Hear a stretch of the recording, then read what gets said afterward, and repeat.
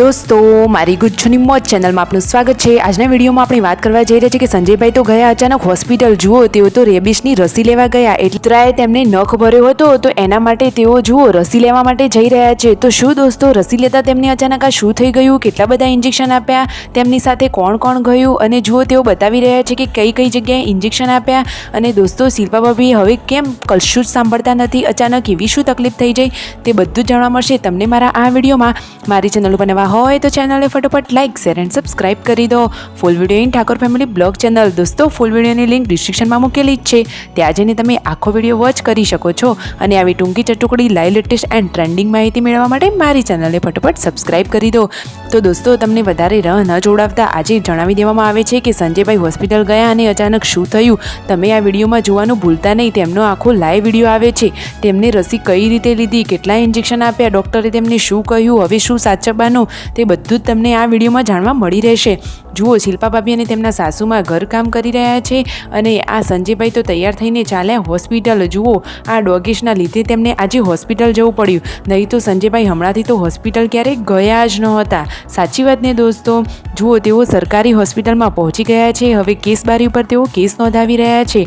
ડૉક્ટરે તેમને ઇન્જેક્શન લેવાનું કહ્યું છે દોસ્તો, તેમને એક નહીં પરંતુ ત્રણ ઇન્જેક્શન આપવામાં આવ્યા। તમે આ વિડીયોમાં લાઈવ જોઈ શકો છો। બીપી ચેક કર્યું અને હવે તેઓ બેડ ઉપર આવી ગયા છે, હવે તેમને ઇન્જેક્શન આપવાના છે, ખભા ઉપર પણ ઇન્જેક્શન આપવાના છે। દોસ્તો જુઓ તો ખરા કેટલા બધા ઇન્જેક્શન, આવી રસી ભારે, આટલી ભારે રસી તેમને એક ડોગેશના લીધે લેવી પડી।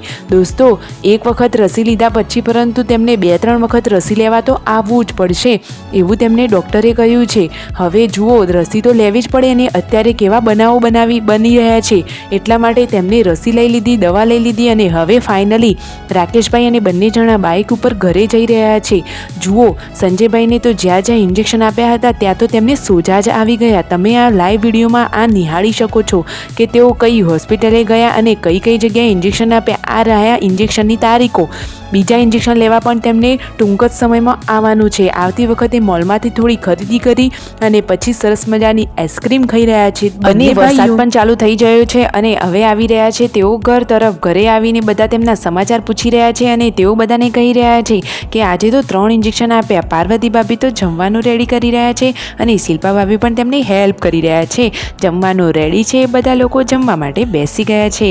જમવામાં બનાવી છે સરસ મજાની વઘારેલી ખીચડી, રોટલી, ઘી અને ગરમા ગરમ મસ્ત મજાનું દૂધ। જુઓ બધા જ લોકો જમવા બેસી ગયા, પરંતુ દોસ્તો શિલ્પા ભાભીને કોઈ કામ બતાવે છે તે તો સાંભળતા જ નથી। અરે એટલે કે જાતે કરીને નહીં પરંતુ કાનની તકલીફના લીધે। વિડીયો ગમે હોય તો લાઇક શેર એન્ડ સબસ્ક્રાઈબ।